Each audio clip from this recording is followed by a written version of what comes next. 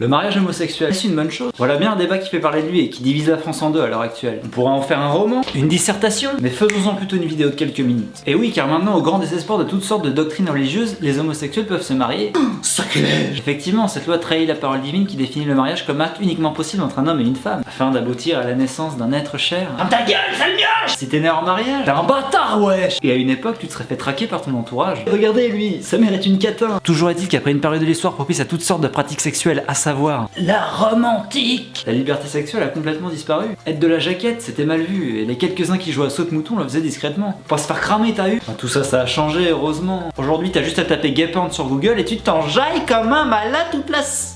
Ah non, je fais pas ça, moi. C'est toi, ok?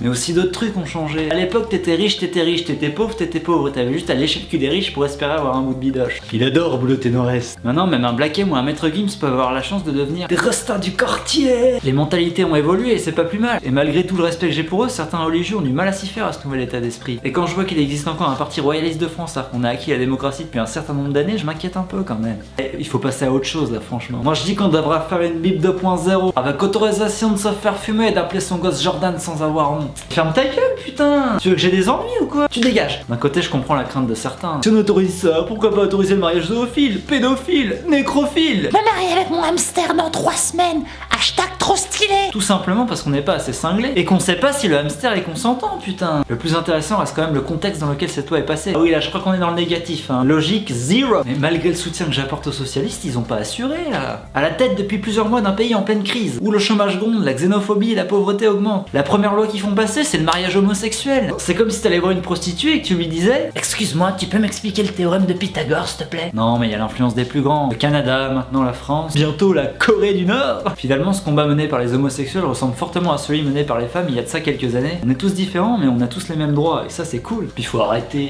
Les homosexuels sont pas tous des gros pervers qui passent leurs vacances à la fistinière afin de se livrer à des pratiques douteuses. Certains sont des gens très bien, comme le PSG. Et regardez Drucker à la télé le dimanche. Bon allez, je vous laisse vous entretuer dans les commentaires. Moi j'ai un match de curling. Allez, ciao!